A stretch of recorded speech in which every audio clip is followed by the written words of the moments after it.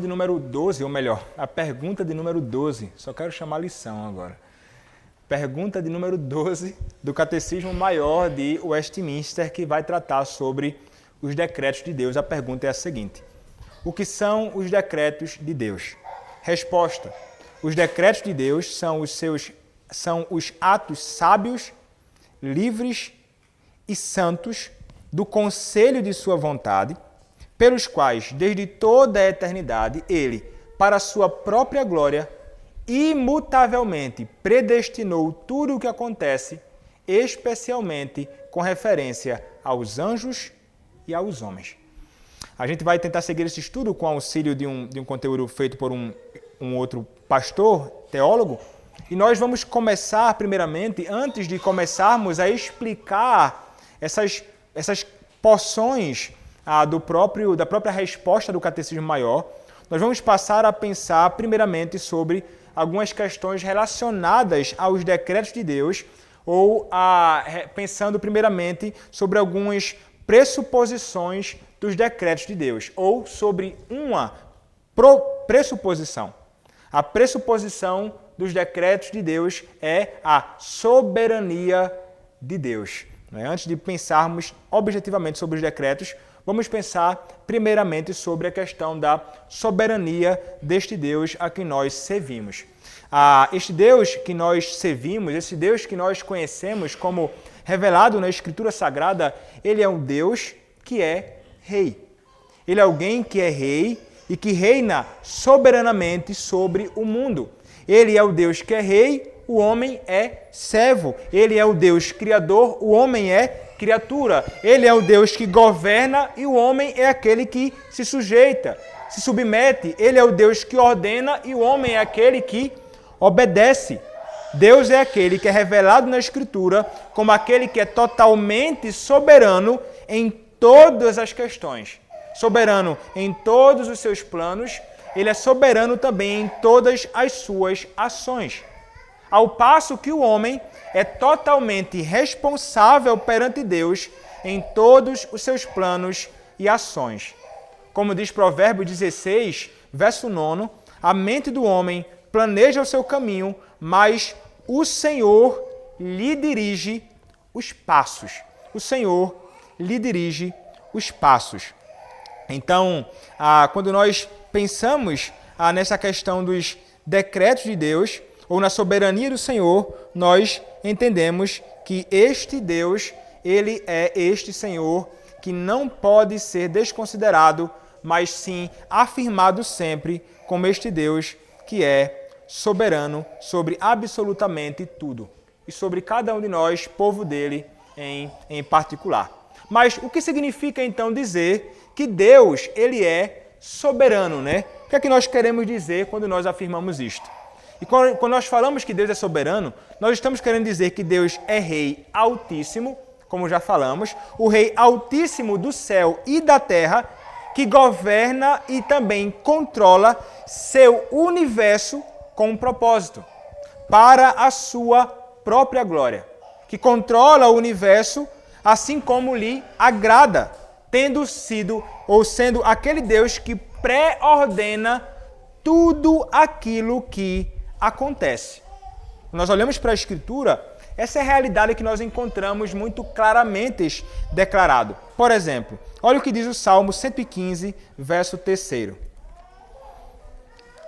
Salmo 115, verso 3. O salmista vai nos dizer o seguinte: no céu está o nosso Deus e tudo faz como lhe agrada. Olha agora também o que diz Isaías, capítulo 46, a partir do verso 10. Isaías, capítulo 46, a partir do verso de número 10.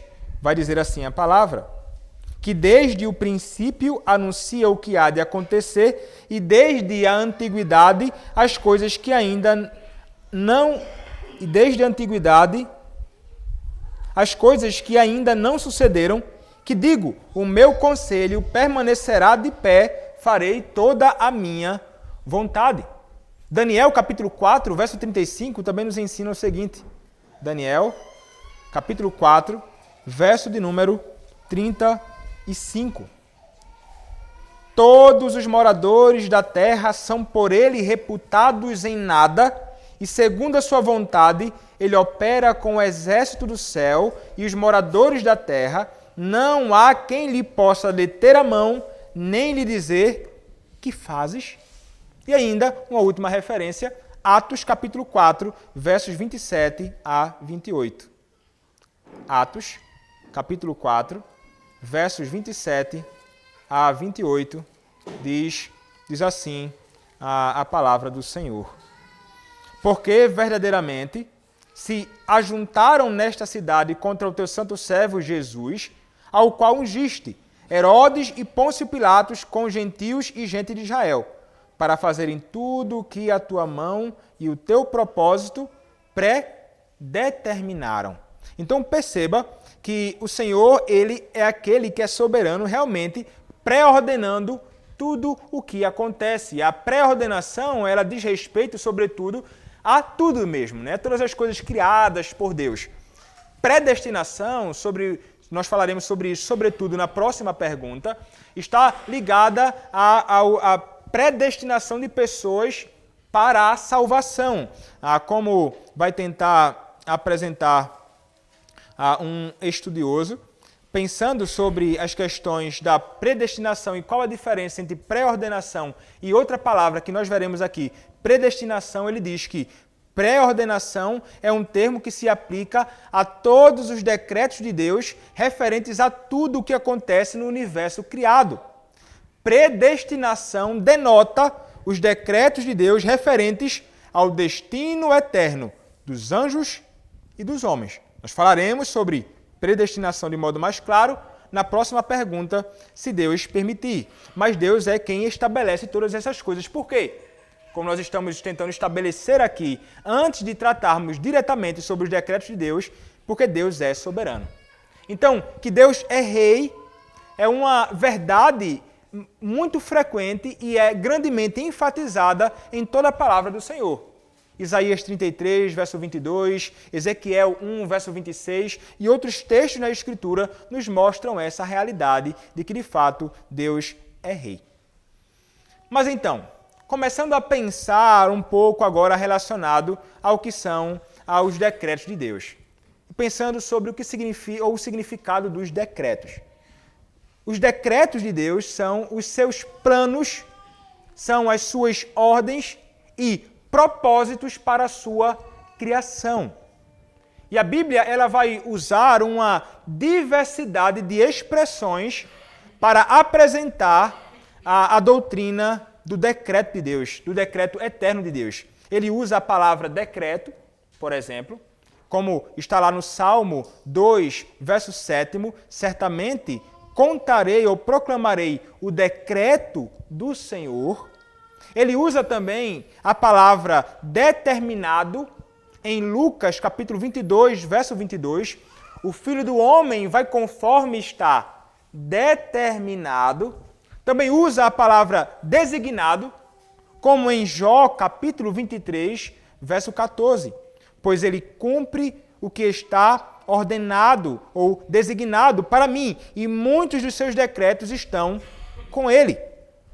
Em Atos, capítulo 4, verso 28, usa a palavra predestinado, para fazer tudo que a tua mão e o teu propósito predestinaram a acontecer. Em Efésios, capítulo 1, verso 9, a palavra propósito é usada. Ele nos revelou o mistério da sua vontade, segundo a boa intenção que nele propôs, segundo o seu propósito que ele propôs. Então, são palavras, né, que são usadas para falar sobre, que envolve essa ideia dos decretos de Deus. São expressões diversas para apresentar a doutrina do decreto de Deus. A partir, então, desses textos, de textos como estes, nós podemos aprender que Deus propôs, determinou, decretou eternamente o seu plano, de acordo com o qual procede tudo o que acontece no mundo, de acordo com o qual acontece tudo o que acontece, tudo no mundo, no tempo e no espaço. Então, o Senhor, Ele é aquele que faz esse plano e tudo vai sair e vai ter de acontecer necessariamente de acordo com este seu plano, que nós chamamos de decreto de Deus. Então, o Senhor Deus, Ele é aquele que governa, Ele é aquele que move todas as coisas de acordo com o seu plano e ordem para a sua própria criação.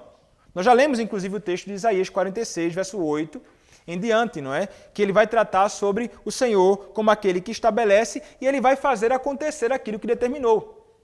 Ele vai realmente fazer acontecer. Não há quem possa revogar ao plano ou à pré-ordenação de Deus. E Deus faz com que tudo o que acontece nesta vida, aconteça realmente assim. Não vai fugir daquilo que ele, de alguma forma, designou no passado.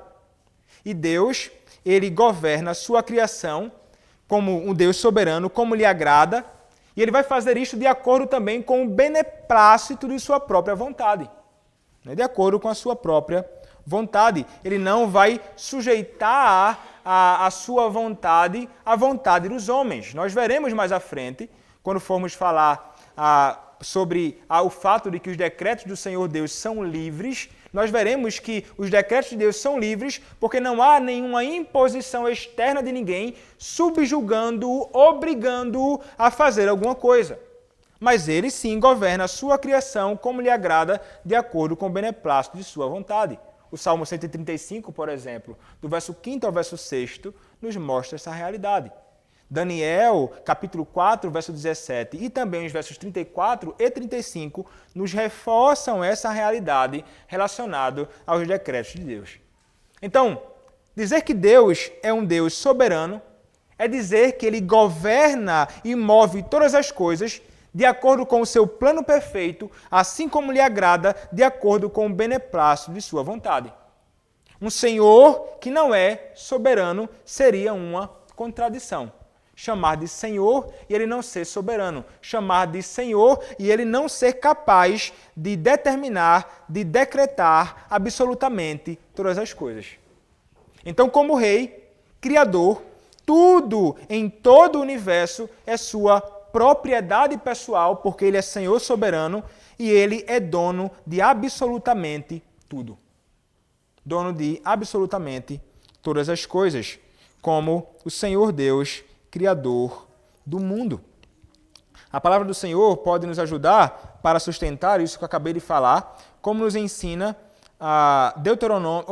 Êxodo capítulo 19, verso 5º. Êxodo capítulo 19, verso 5º.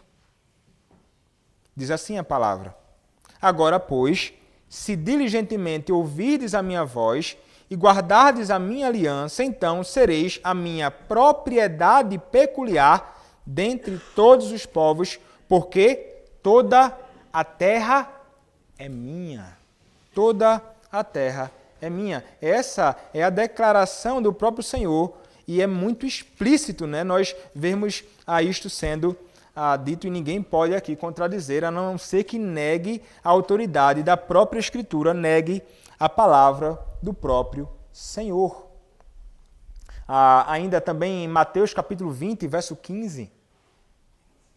Mateus capítulo 20, verso 15. O Senhor vai revelar que realmente tudo é dele quando faz as seguintes perguntas. Porventura, não me é lícito fazer o que quero do que é meu? Ou são maus os teus olhos porque eu sou bom? Certamente é lícito para o Senhor fazer tudo o que Ele quiser com aquilo que é seu. E todos os homens e toda a terra pertence ao próprio Senhor, que é soberano e decreta todas as coisas. Mas então, qual seria a abrangência dos decretos de Deus, né? O que Ele envolve sobre o que Deus é soberano e o que Ele determinou neste mundo? Veja, nós devemos entender que a soberania de Deus envolve todo o universo. Envolve todo o universo e todos aqueles que no mundo habitam. Nada nem ninguém escapa do decreto e da soberania de Deus. Como aquele Senhor que é revelado como o Senhor dos Exércitos, ele é aquele que é o governante de todos os anjos, por exemplo. Ele governa esses seres celestiais, como nos ensina a palavra. Olha lá, o Salmo 103, versos 19 e 20.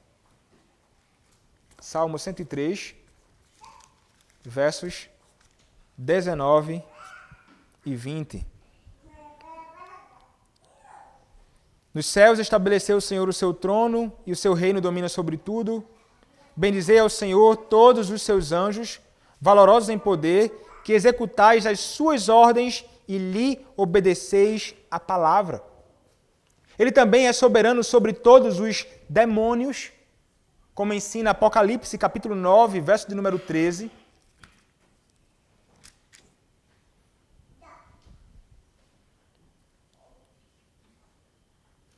O sexto anjo tocou a trombeta e ouviu uma voz procedente dos 4 ângulos do altar de ouro que se encontra na presença do próprio Deus. Ele é também o próprio Satanás, não é que vai ficar mais claro aqui? Ele é contido por ele, pois só pode agir com a permissão expressa do Senhor. Veja, até mesmo sobre o próprio Satanás. Isso fica muito claro para nós na própria história de Jó. Não é? Você olha lá Jó, pode ler a partir do capítulo 1, você vai ver lá como Satanás, ele só pôde ferir a Jó, fazer o que fez com Jó. Por quê? Porque Deus permitiu. Deus, como soberano, autorizou em sua soberania ou em seu decreto que ele fizesse isso. Ele decretou que Satanás ferisse Jó daquele modo. E foi algo que Deus estabeleceu, decretou antes de tudo existir. Antes até mesmo do mundo existir. Ele não é que ele somente permitiu, não, ele determinou que isso acontecesse. Porque nada escapa ao seu poder e à sua própria determinação, manifestando então assim a sua soberania também sobre o próprio Satanás. A sua soberania também se estende a todos os homens e mulheres. Não há nada e nem ninguém, nenhum de nós, que escape a esse controle do Senhor. O futuro foi planejado por Ele e está totalmente em seu controle. Totalmente em seu controle. Olha o que diz Atos capítulo 17, verso de número 26.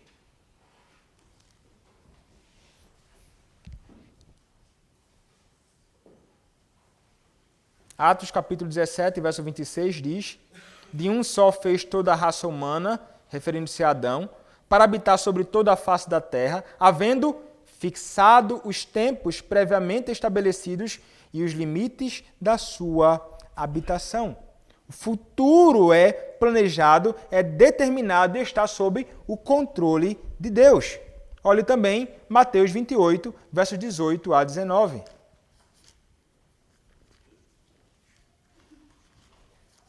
Mateus capítulo 28, versos 18 a 19.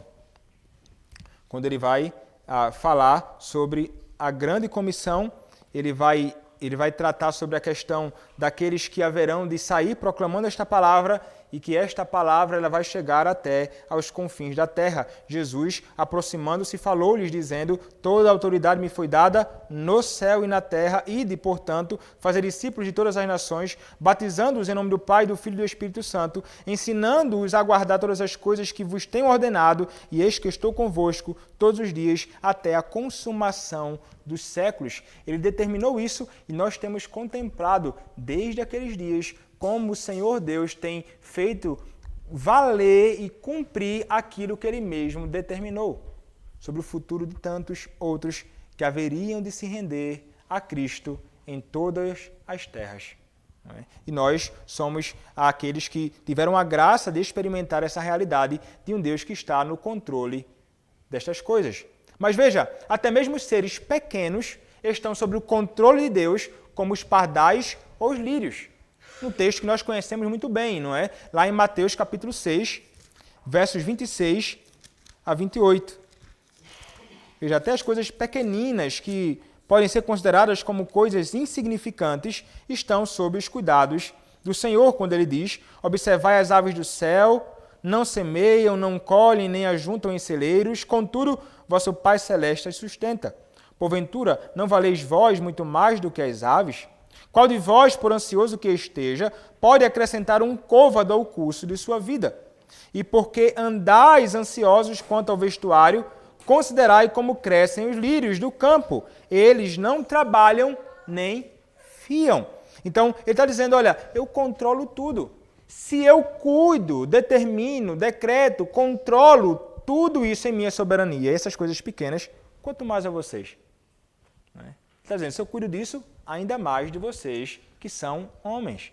Foram criados à própria imagem de Deus. Então ele decretou, e em sua soberania, revelando assim a sua soberania também.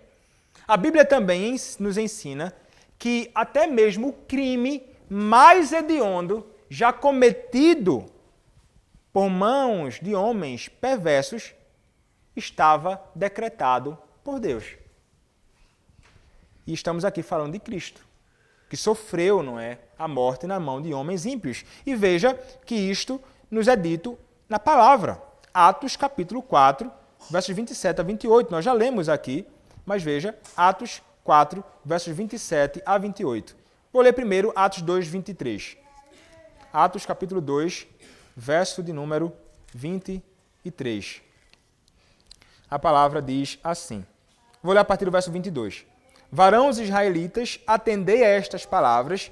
Jesus, o Nazareno, varão aprovado por Deus diante de vós, com milagres, prodígios e sinais, os quais o próprio Deus realizou por intermédio dele entre vós, como vós mesmos sabeis.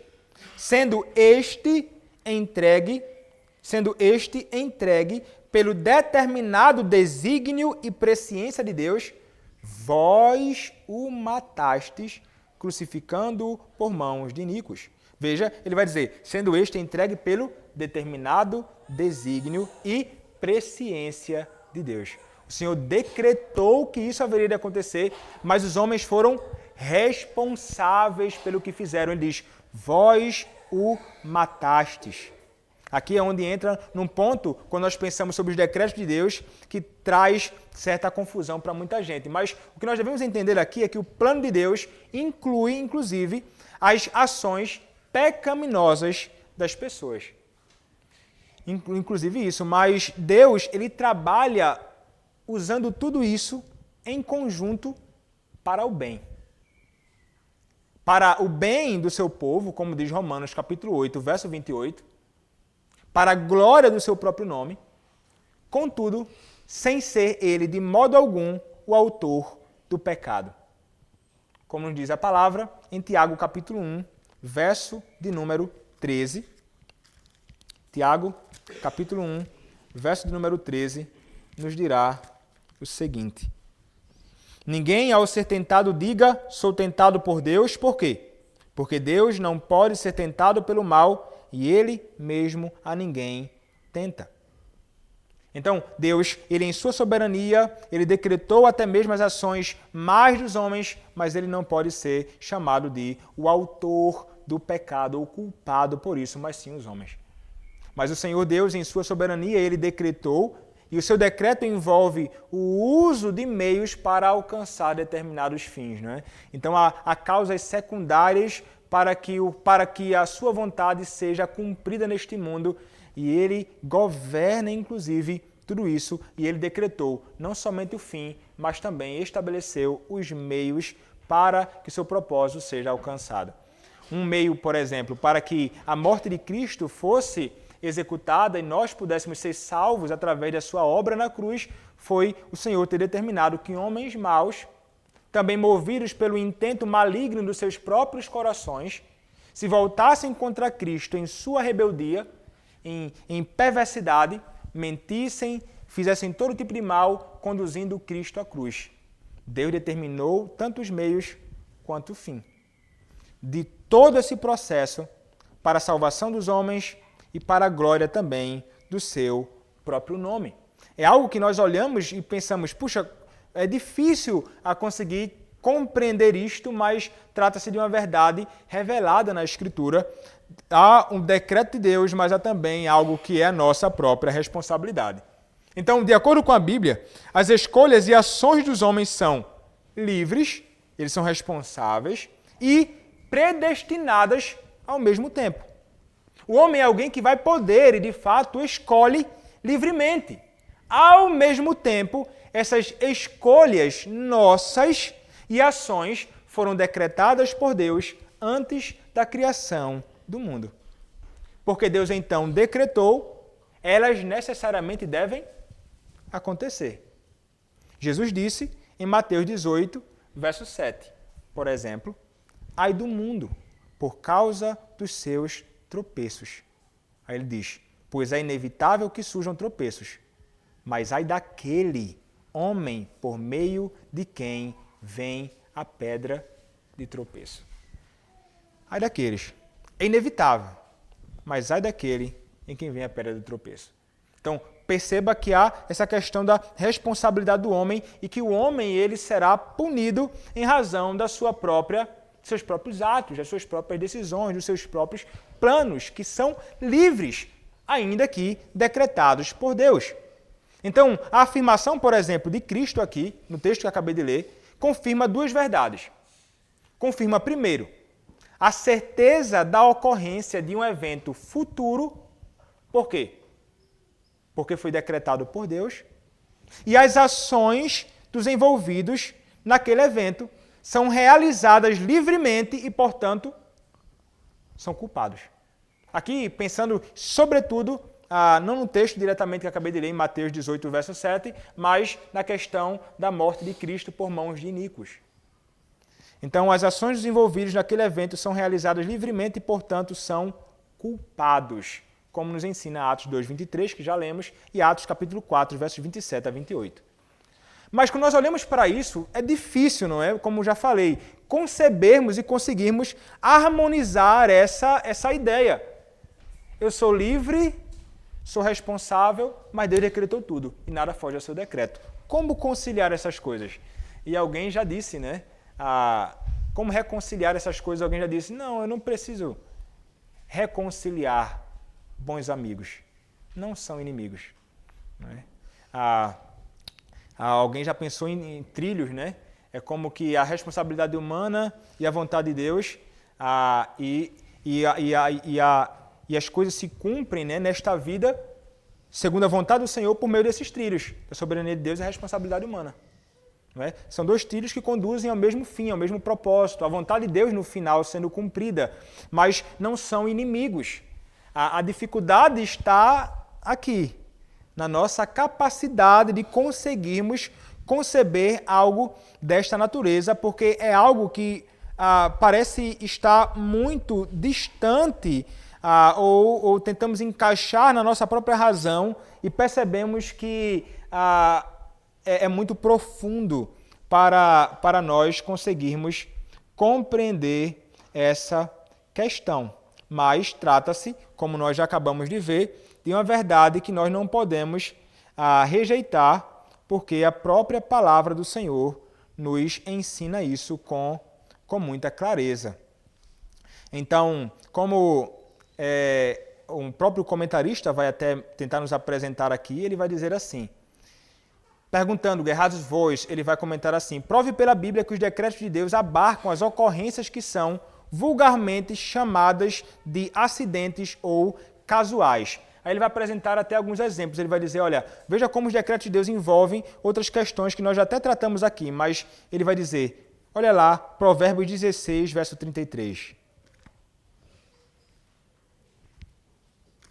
Provérbios capítulo 16, verso de número 33. A palavra diz assim, a sorte se lança no regaço, mas do Senhor procede toda a decisão. Outra referência que você pode olhar e anotar aí é Jonas capítulo 1, verso 7. Outra referência, Atos capítulo 1, versos 24 e 26. Uma outra referência que nós podemos ler, 1 Reis capítulo 22. Olha lá, 1 Reis capítulo de número 22. Verso 28. 1 Reis, capítulo 22, verso de número 28.